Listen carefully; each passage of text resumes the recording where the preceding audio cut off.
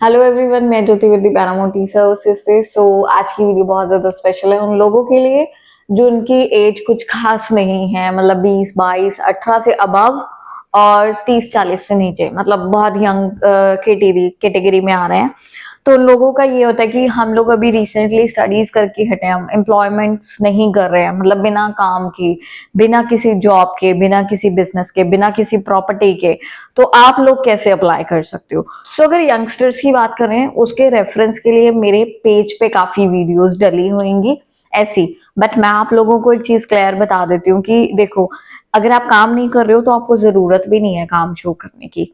सी, एक नॉर्मल सी चीज है, मतलब कनाडा वीजा एप्लीकेशन फाइल करना है, रिक्वेस्ट करनी है कि we want the visa, right? हम घूमना चाहते हैं। आप रिक्वेस्ट करने के हकदार हो, वो डिसीजन देने के हकदार है।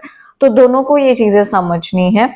और जब बात आ जाती है कि यंग की, कि यंग पर्सन है तो वो वीजा कैसे लेगा, बिना काम के वीजा कैसे लेगा, बिना एसेट्स के वीजा कैसे लेगा? तो डियर देखो, अगर आपकी एज है 20, 22, 21, 23, 24, 25, 26, तो there is no need to do your works. अगर आप स्टडीज कर रहे हो, definitely you have to focus on your studies, ठीक है? स्टडीज करके हटे हो कुछ भी है तो उस टाइम पे क्या होता है, उस टाइम पे क्या होगा कि आपकी फैमिली के जो फादर या मदर है, इफ दे आर वर्किंग, तो आप उनके सपोर्ट से आप अपनी एप्लीकेशन लगा सकते हो। आने वाले टाइम में आप और यंग एजेस के वीजास देखोगे मेरे पेज पे, तो आप उनके सपोर्ट से अपनी एप्लीकेशन लगाओ।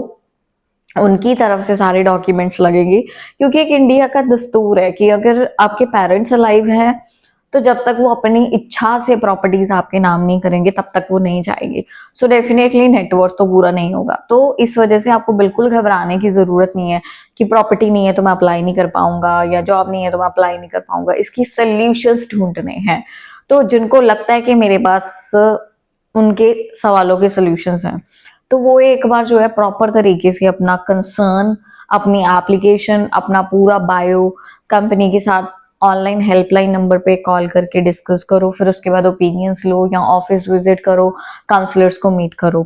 और एक चीज ध्यान देनी है कि सिर्फ डॉक्यूमेंट्स आपने अपने ओरिजिनल्स लगाने हैं, कि जो आप कर रहे हो वही लगाना है। अगर आपको कोई सजेस्ट कर रहा है ना कि नहीं भाई आप अनएम्प्लॉयड हो या आपकी सैलरी कम है तो इसको बढ़ा के लगाओ, no, say them a straight way no, नहीं करना हमने।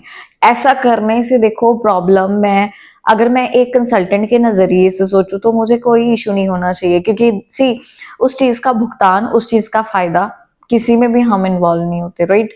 हमने अपने पैसे ले लिए, हम साइड पे, राइट? यही होता है मेन कंसल्टेंट्स का। तो बट क्लाइंट का नुकसान सबसे ज्यादा होता है।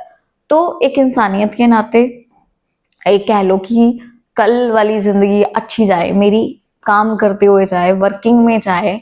आई do not want to lay down on the bed, right? So इस वजह से कि प्रॉपर मैं गाइड करूं, जितना हो सकता है उतना करूं।